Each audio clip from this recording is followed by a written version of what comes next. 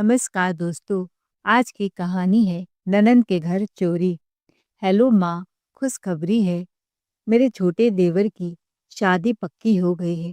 तुम सब आना। भाभी भी आएगी ना? सोनिया ने उत्सुकता से कहा। तो ममता जी ने मुस्कुराते हुए कहा, क्यों नहीं आएगी बहू? बिल्कुल आएगी बेटा, हम सब आएंगे शादी में। अच्छा माँ, अब ये तो बताओ, मुंह दिखाई में नेक क्या दोगी? पहले ये तो बता दीजिए। ममता जी ने हल्की सांस लेते हुए कहा, बेटा तू अपने भैया को जानती है, उनकी जितनी सैलरी है वही के हिसाब से वो दे पाएगा। तेरे पापा भी की कुछ कमाई तो है नहीं, रिटायर्ड है। लिफाफे में 1100 रुपए ही देंगे, बस उतना ही संभव है, उतना ही हमारी हैसियत है। सोनिया ने तुरंत तुनक कर कहा, माँ आपका दिमाग तो खराब नहीं है, सिर्फ 1100 रुपए? आप शादी में सबून दे रही हैं कि मंदिर में चढ़ावा? अरे मेरी मझली, देवरानी के घर से भी सोने का चेन आ रहा है, 50,000 की साड़ी, अंगूठी। मैंने सब कुछ अपने कानों से सुना है फोन पर। इसीलिए तो फोन करके तुमसे पूछने लगी कि तुम क्या दे रही हो। आखिर मेरी भी कोई इज्जत है कि नहीं? ससुराल वाले जिंदगी भर ताना मारेंगे, कितने बड़े घर की भाभी, और सिर्फ 1100 रुपए? मैं अपनी बेइज्जती करवाऊंगी क्या? भाई की कमाई कम है तो कोई बात नहीं, आप अपने पैसे मिलाकर कम से कम सोने के झुमके तो दिलवाइए। ममता जी चौंक गई। सोने के झुमके बेटा, वो तो बहुत महंगी पड़ेगी। अभी तो तेरे पापा का मोतियाबिंद का ऑपरेशन हुआ है, कितना तेरा भाई करेगा अकेला?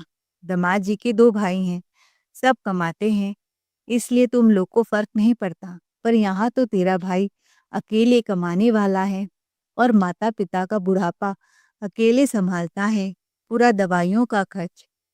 सोनिया ने बेपरवाही से कहा, माँ शादी बार बार थोड़े ना होती है, घर की आखिरी शादी है, मेरा नाक मत कटवा देना। मैंने कह दिया, पैसे नहीं देने तो नहीं देने, सोने के झुमके ही देने होंगे बस। यह कहकर सोनिया ने फोन काट दिया। ममता जी परेशान हो गईं। हजारों का खर्च, ऊपर से रोज रोज सोनिया के फोन और नई नई फरमाइशें करती रहती। कभी झुमके की याद दिलाती तो कभी कहती, माँ भाभी को बोलना अपनी सबसे अच्छी महंगी साड़ी पहन कर आए, कोई सस्ती साड़ी उठाकर मत आने देना, मेरी नाक कट जाएगी ससुराल में। और भाभी से बोल देना फेशियल करा कर आएंगी। वो क्या है ना, उनके चेहरे में बहुत से दाग धब्बे हैं, सब साफ हो जाएगा। मैं नहीं चाहती कि मेरे ससुराल में मेरी बेइज्जती हो कि मेरी भाभी कैसी हैं। सोनिया की बेअदबी भरी बातों से प्रिया, उसकी भाभी का मन तो बिल्कुल नहीं करता था उसके घर जाने का, लेकिन सास और ससुराल की इज्जत की वजह से वह चुपचाप थी। ममता जी ने पैसे की कमी की वजह से खुद जाने का प्रोग्राम कैंसिल कर दिया। सोचा चलो बहू ही चली जाएगी। शादी के 3 दिन पहले ही सुबह सुबह सोनिया का फिर फोन आया। हेलो माँ, तुम सब कब निकल रही हो? बेटा मेरी तबीयत तो ठीक नहीं है, पर भाभी जरूर आएगी, 1 घंटे में चल देगी, तैयार हो रही है। सोनिया तुरंत बोली, और माँ भाभी 4 पहिए वाली गाड़ी से ही आएगी ना? ऐसा न हो कि ऑटो से चली आए, मेहमान आए हुए हैं, लोग क्या कहेंगे, मजाक उड़ाएंगे मेरा। ममता जी ने थक कर कहा, बेटा गाड़ी करने की क्या जरूरत है, फालतू 3,000 रुपये लग जाएंगे, ऑटो से आ जाएगी। सोनिया चिल्लाई, क्या माँ, आपकी समझदारी पर तरस आता है। मेहमानों के सामने भाभी ऑटो से आएगी? मेरी इज्जत की परवाह भी है या नहीं? कह दीजिए अगर आना है तो सिर्फ 4 व्हीलर से। फोन फिर कट गया। ममता जी मजबूरी में गाड़ी बुक कर देती हैं। प्रिया आधे रास्ते पहुंची ही थी कि सोनिया का नया फरमान आ गया, भाभी साथ में क्या क्या ला रही हो? मिठाई तो ला ही रही होगी ना? बादाम काजू की मिठाई ही लाना, यहाँ पर कोई रसगुल्ला नहीं खाता। प्रिया ने नरमी से कहा, हाँ दीदी, बिना मिठाई के भला कैसे आती, 1 किलो काजू कतली ले आ रही हूँ। सोनिया बरस पड़ी, 1 किलो भाभी, माँ की तरह कंजूसी मत दिखाइए, इतने मेहमान आए हैं, लोग क्या बोलेंगे, कम से कम 5 किलो लाना, हर किसी के हाथ पर एक एक मिठाई देना पड़ेगा। प्रिया सक पका गई, दीदी माँ जी ने तो सिर्फ 1 किलो मिठाई के पैसे दिए थे। सोनिया ने ताना मारा। तो आप भी माँ जैसी ही हैं। अपने पास तो पैसे होते ही नहीं है क्या? मेरी बात कान खोलकर सुन लीजिए। 5 किलो मिठाई लेकर ही आना है तो लेकर ही आना है, बस। अरे कुछ आपको भी तो मेरी इज्जत का ख्याल रखना होगा। माँ तो बूढ़ी है, उनको कितना दिमाग है। फोन फिर कट गया। बेचारी प्रिया ने सास से पूछकर 3 किलो काजू कतली ले ली और उसकी ससुराल पहुंच गई। सोनिया ने जब दरवाजा खोला तो अपने भाभी का स्वागत करने के बजाय प्रिया के हाथों में देखने लगी कि क्या क्या लेकर आई है। पर 3 किलो मिठाई के डिब्बे देखकर वह चिढ़कर बोली, वाह भाभी, दिखा ही दी अपनी कंजूसी। बस 3 किलो, 2 किलो और ले लेती तो क्या आपका घर बर्बाद हो जाता? आते ही मेरी नाक कटवा दी आपने। आपको समझ में नहीं आती मेरी बातें। देखिए, घर मेहमानों से खचाखच भरा है। प्रिया चुप रही। शादी के बाद पहली बार ननंद के ससुराल आई थी और सोनिया के चेहरे पर भाभी को देखकर खुशी कम और मिठाई कम लाने का दुख साफ झलक रहा था। सोनिया के चेहरे पर मिठाई कम आने का दुख साफ झलक रहा था। प्रिया भी अच्छी तरह समझ चुकी थी कि सोनिया स्वभाव से सीधे साधे लोगों को निचोड़ने वाली और बेहद लालची किस्म की थी। उसे बस एक ही धुन सवार रहती, मेरे मायके से ढेर सारा सामान आए, ढेर सारा पैसा आए, ताकि ससुराल वाले मेरी वाहवाही करें। और इसी झूठी इज्जत के चक्कर में वो अपने मायके वालों पर भी लगातार दबाव डालती रहती, जबकि उसका मायका महज एक मिडिल क्लास परिवार का था, कोई हाई फाई खानदान नहीं। खैर, प्रिया मन मारकर तो सोनिया के घर पहुंच ही गई।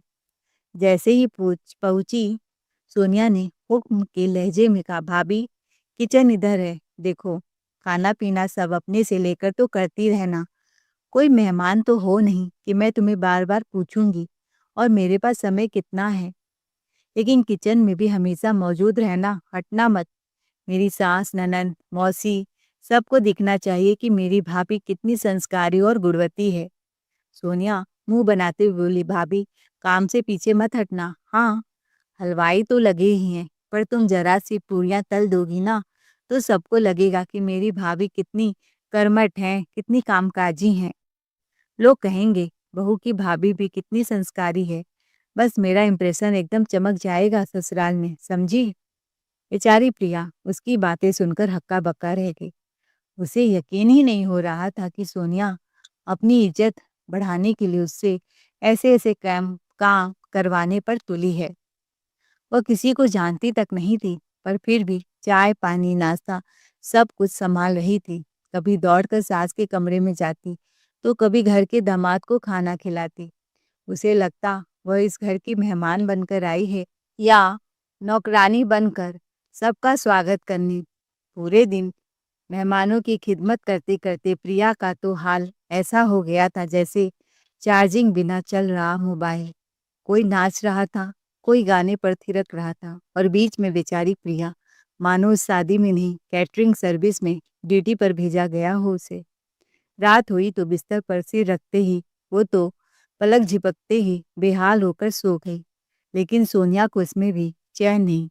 ठीक भोर के 4 बजे चुपके से कमरे में घुसकर उसने फुसफुसाते हुए भाभी उठो का अलार्म बजा दिया। रिया घबरा कर उठी। दीदी, अभी तो रात ही है, क्या किसी ने मुझे स्टेशन भेजना है क्या? इतनी सुबह क्यों जगा रही हैं? सोनिया गुस्से से बोली, अरे भाभी, मेहमान भले सो रहे हों, आप तो जाग सकती हैं ना।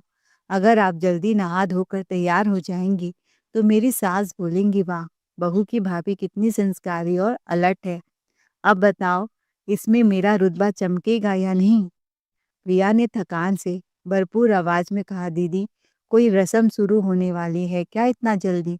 नहीं, रस्म तो नहीं, दोपहर के 12 बजे होगी, पर मेरी इज्जत को सुबह सुबह चमकाने में क्या दिक्कत है? चलो भाभी, अब उठ जाओ। नौकरानी आएगी तो देख रेख कर लेना, पूरा घर अस्त व्यस्त से साफ करवा लेना। मैं बहुत थक गई हूँ। बस इतना बोलकर वो खुद तो तुरंत जाकर राजमहल की रानी की तरह खर्राटे लेने लगी, और बेचारी प्रिया जो भी मेहमान आ खुलता उसे चाय पानी, नाश्ता ठंडा, सब खिलाती पिलाती रहती, मानो शादी में नहीं फुल टाइम हाउस मैनेजर बनकर आई हो। शाम हुई तो सोनिया फिर आदेशों का पुलिंदा लेकर आ पहुंची। भाभी, आज बहुत गर्मी है, जरा अपनी तरफ से 50 समोसे और 3 लीटर कोल्ड ड्रिंक मंगवा दीजिए। मेरी ननद, मौसी, मझली देवरानी की भाभियां सब बैठक में जमा हैं। सबके सामने मेरी प्रतिष्ठा ऊंची रहेगी। प्रिया अचकचाकर बोली, दीदी मेरे पास इतने पैसे नहीं हैं और सच बताऊं तो इसकी कोई ज़रूरत भी नहीं। मैं सबके लिए बढ़िया सी चाय बना देती हूँ या ठंडा नींबू पानी।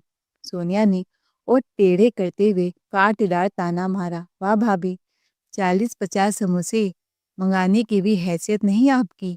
मेरी इज्जत का तनिक भी ख्याल नहीं है आपको। लोग क्या कहेंगे, कैसी भाभी है, अपनी ननंद का मान सम्मान तक नहीं रख सकते। वह रौब झाड़ते हुए आगे बोली, देखिए भाभी, मैं इस घर की बड़ी बहू हूँ, मेरा रौब दाब बना रहना चाहिए। आप क्या चाहती हैं, मेरी जगह मेरी देवरानी की वाहवाही हो? वैसे भी उसके मायके से तो सोना चांदी कपड़े मिठाइयाँ सब कुछ ट्रॉली भर भर के आ रहा है। सोनिया ने आंखें नचाई। और आप सिर्फ सोने के झुमके लेकर चली आई। कम से कम थोड़ा दिखावा तो कर लीजिए, जिससे ससुराल में मेरी ही भी इज्जत बढ़े। और हाँ भाभी, अगर आप थोड़ी दानवीर कर्ण की बहन बन जाएं तो मेरे मायके वालों का भी नाम रोशन हो जाएगा, समझी? मतलब अगर आप थोड़े जेब ढीली करेंगी तो मेरे मायके वालों की भी कितनी तारीफ होगी। प्रिया पूरी तरह लाचार हो चुकी थी। सोनिया तो जैसे रोज आज भाभी का कितना खर्च करवाना है वाली मानसिकता लेकर उठती। कभी 500 रुपए, कभी 1000 रुपए, रोज ही कोई नया खर्चा थमा देती। धीरे धीरे प्रिया की पर्स खाली हो गई, जैसे गर्मियों में गांव का कुआं। अब पर्स खोलते ही मायूसी निकलती थी और उधर सोनिया का हाल मानो उसे पूरा भरोसा हो कि प्रिया अपने साथ नोटों का ट्रक और कैश की बाल्टियां भरकर लाई हो। उसके तो पैर ऐसे हवा में थे जैसे घर में कोई चलता फिरता बैंक बस उसी के लिए खुला हुआ हो। शादी की सुबह होते ही सोनिया फिर अपने नए उपनामे के साथ हाजिर हुई। भाभी, यह मेकअप सेकअप तो होता रहेगा, पर एक बात कान खोलकर सुन लीजिए। अगर आपके पास पैसे खत्म हो गए हों तो भैया को फ़ोन करके तुरंत मंगवा लेना। और हाँ, जहाँ 10-20 निछावर देंगे वहाँ आप सिर्फ 100 या 500 रुपए ही निकालेंगी, ताकि सबको पता चले कि मेरी भाभी किसी बड़े घर से आई है, समझ गई? इससे मेरी भी धाक जमेगी। फिर वह जैसे लिस्ट निकाल कर पढ़ने लगी। ढोलक वाले को 100 रुपए, शहनाई वालों को 200 रुपए, मेहंदी वाली को 500, ब्यूटी पार्लर वाली को 1000, आलता लगाने वाली को 100 रुपए और पंडित जी को तो कम से कम 500 रुपए निछावर देना होगा। ध्यान रखना भाभी, 10-20 का नोट तो गलती से भी मत निकाल देना। प्रिया अब तक शांत थी, पर आज उसके सब्र का बांध टूट गया।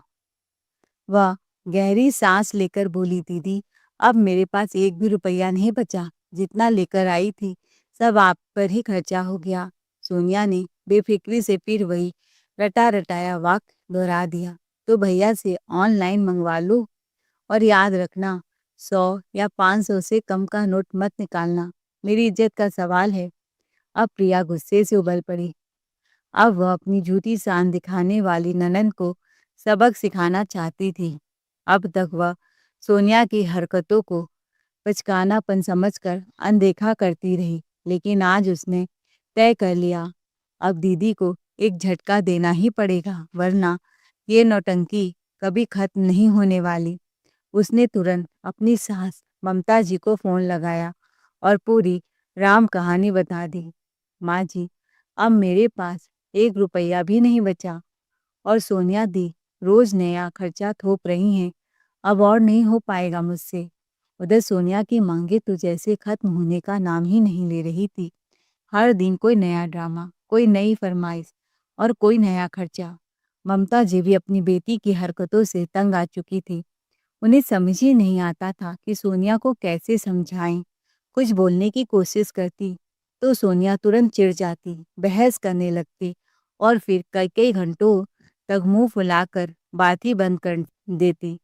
आखिर थक कर ममता जी ने सब जिम्मेदारी प्रिया पर छोड़ दी। बहू, एक काम कर, अब मैं सब कुछ तेरे ऊपर छोड़ती हूँ। तू ही कुछ ऐसा कर कि तेरी भी इज्जत बनी रहे, इस घर की भी बनी रहे और उधर तेरे ससुराल में भी। और हाँ, सोनिया की अक्ल भी ठिकाने आ जाए। मैं माँ हूँ, ज़्यादा बोलूँगी तो उसे बुरा लगेगा। तू अपने हिसाब से संभाल ले। बस प्रिया को इतना कहना ही काफ़ी था। उसने तुरंत सोच लिया कि क्या करना है। 1 घंटे बाद अब जहाँ सोनिया 100 रुपए देने की जिद करती, वहाँ प्रिया खिलखिलाकर 500 रुपए पकड़ा देती। प्रिया के पर्स से यूं ही 5-500 के नोट झड़ते देख सोनिया के चेहरे पर तो चांदनी सी चमक तैर गई। उसके मन में तुरंत खुरापाती गणित शुरू हो गया। अरे, भाभी के पास तो अच्छी खासी रकम है, ये तो बस नाटक कर रही थी कि पैसे कम है। बस फिर क्या था, वो हर थोड़ी देर में नया फरमान सुनाते। पंडित जी को इतने दे दो, मेहंदी वालों को शगुन चढ़ा दो, इन्हें भी दे दो, उन्हें भी दे दो। और प्रिया, वो तो जैसे हंसती हुई एटीएम मशीन बन गई। हर बार मुस्कुराती और नोट बढ़ा चढ़ा कर देती। दीदी, काम वाली को भी शगुन देना है क्या? अब सोनिया भी आश्चर्यचकित हो गई। जैसे जैसे प्रिया 500 लुटाती गई, चारों तरफ औरतें कानाफूसी करने लगी। अरे वाह, सोनिया की भाभी तो बड़े घर की लगती है, देखो कितनी शालीन है और दिल की भी कितनी बड़ी है। सोनिया का तो सीना गुब्बारे की तरह फूलकर एक्सरसाइज का हो गया। उसे लगा अब मेरी इज्जत तो आसमान में पहुंच गई। लेकिन मामला वही नहीं था जो सोनिया सोच रही थी। खेल तो प्रिया का चल रहा था। खैर, कुछ ही देर में बारात को घर से निकलना था। तभी सोनिया के पति ने कहा, सोनिया, कल जो मैंने तुम्हें 50-50 हजार की 2 गड्डियां सौंपी थी, जरा निकाल कर देना, मंडप की व्यवस्थाओं में काम आ जाएंगी। जी, अभी लाती हूँ, सोनिया ने जवाब दिया। सोनिया ने जैसे ही अलमारी खोली, उसका चेहरा एकदम सफ़ेद पड़ गया। अलमारी के अंदर रखा पर्स कहीं दिखाई ही नहीं दे रहा था। वह घबराई सी कभी दराजे टटोलती, कभी बैग उलट-पुलट करती। अरे! मैंने पर्स तो यहीं रखा था। इतने सारे पैसे आखिर गायब कहाँ हो गए? उसके माथे पर पसीने की बूंदें छलक आई और तभी उसके दिमाग में एक ही नाम कौंधा, प्रिया भाभी। सुबह से भाभी को खुले हाथों से पैसे बांटते देखकर सोनिया का शक अब यकीन में बदल चुका था। अब तो वो मानो आग बबूला होती। मौका मिलते ही उसने प्रिया का हाथ झटके से पकड़ लिया, उसे लगभग घसीटते हुए कमरे में ले गई और तेज कांपते हुए सर में फट पड़ी। सोनिया तमतमाते हुए बोली, भाभी, शर्म नहीं आई आपको? अपनी ही ननद की शादी वाले घर में चोरी करते और इतना पैसा उड़ाने की क्या जरूरत थी? प्रिया ने चुपते लहजे में जवाब दिया, दीदी, मैंने चोरी की है तो मुझे शर्म क्यों आए? मैंने यह सब आपकी इज्जत बढ़ाने के लिए किया, आपके मेहमानों को खुश करने के लिए, आपकी वाहवाही करवाने के लिए। मैंने ही आपके घर की लाज ढोई है। वह आगे बोली, आपने ही मुझे मजबूर किया था यह सब करने के लिए। मैंने तो साफ साफ कहा था कि दीदी, मेरे पैसे खत्म हो गए हैं। अब तो चैन पड़ गया ना, ससुराल में आपकी धौस जम गई। सबको पता चल गया कि आपका मायका कितना अमीर है। इतना कहकर प्रिया ने अपने पर्स से पैसे निकालकर उसकी ओर बढ़ा दिए। ये लीजिए, आपके बाकी के 30,000 और 20,000 तो मैंने मेहमानों में बांट दिए थे। ये रख लीजिए, नहीं तो ये भी बारात में पैसे लुटा देती मैं। अब हिसाब किताब पूरा हो गया। भाभी, मैंने साफ साफ कहा था कि 100-50 बांटना, पर आप 500-500 बांट रही थी। आपने मेरी बात की धज्जियां उड़ाकर दामाद जी के सामने मेरी बेइज्जती कर दी, मेरे ही ससुराल में चोरी कर ली और हमारे ही पैसे मेरे ही मेहमानों, पंडितों, ढोल ताशे वालों को बांट रही थी। यही आपकी असली औकात है। रुकिए, मैं अभी माँ को फ़ोन करती हूँ कि उनकी बहू चोर है। प्रिया भी इस बार चुप रहने वाली नहीं थी। उसने तेज लेकिन संयमित आवाज में कहा, हाँ दीदी, यही है मेरी औकात। और सुनिए, किसी की इज्जत नोटों से नहीं होती। जिसके दिल में सम्मान होता है, वह गरीब के फटे पर्स की भी इज्जत कर लेता है। और जिसे इज्जत करनी ही नहीं आती, वह राजा महाराजाओं की भी बेइज्जती कर देता है। जहाँ तक आपके मायके की इज्जत का सवाल है, वो बहू के पैसे उड़ाने से नहीं, बहू के संस्कार, व्यवहार और शालीनता से तय होती है। हम यहाँ आकर नोटों की बरसात कर भी दे तो उससे किसी की प्रतिष्ठा आसमान पर नहीं पहुँच जाती। इज्जत कभी खरीदी नहीं जाती, इज्जत कमाई जाती है। और सबसे अहम बात, अगर आप अपने मायके वालों को हर जगह झुकाकर दबाकर दिखाने की कोशिश करेंगे, तो चाहे वे कितना भी पैसा क्यों न लुटा दें, उनकी प्रतिष्ठा फिर भी कौड़ियों के बराबर ही दिखेगी। शान पैसे से नहीं, सीधे खड़े होकर जीने से मिलती है। नमक रोटी खाओ, पर सिर ऊंचा रखकर जियो, वही इज्जत रहती है। आपके मायके की प्रतिष्ठा बढ़ाने की जिम्मेदारी मेरे पैसों की नहीं, बल्कि आपकी समझदारी की है। हम जितना भी दे दें, अगर सोच छोटी रही तो इज्जत बड़ी कभी नहीं हो सकती। और अगर यहाँ मेरे कारण आपको अपमान झेलना पड़ रहा है, तो मैं अभी इसी वक्त वापस चली जाती हूँ। जब तक मैं पैसे बांट रही थी, आपको बड़ी खुशी हो रही थी, पर जरा आपके पैसे बांट दी तो आपको तकलीफ होने लगा। अब आपकी झूठी शान के लिए मैं अपनी ज़िंदगी नहीं बर्बाद कर सकती। आपको अच्छी तरह मालूम है आपके पापा और भाई की कितनी आमदनी है, फिर भी आप हमको मजबूर कर रही हैं। कैसी दीदी हैं आप? इसके बावजूद भी कि आपकी जायज़-नाजायज़ हर माँग हमने पूरे मन से पूरी की, लेकिन आपकी चाहते रुकने का नाम ही नहीं ले रही हैं। मैं भी किसी के घर की बहू हूँ, अपने घर की नींव ढहाकर मैं आपका महल खड़ा नहीं कर सकती। दिखावा-छलावा मेरे बस का नहीं। मैं जैसी हूँ, वैसी ही रहूँगी और उसी में मैं खुश हूँ। अगर आपको स्वीकार है तो ठीक है, नहीं तो मैं अभी चली जाती हूँ। और क्यों खुश करूँ आपके परिवार को? जब से मैं यहाँ आई हूँ, आप खुद देख रही हैं, किसी ने 1 रुपए भी खर्च नहीं किए और आप रोज़ मुझसे 500, 1000 रुपए निकलवा रही हैं।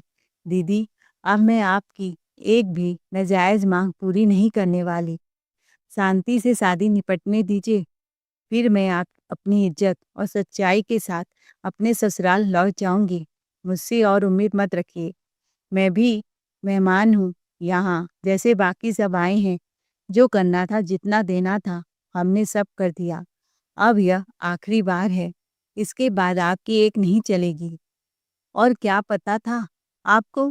किसने भरमाया कि आपकी देवरानी ने ट्रक भरकर शगुन भेजा है?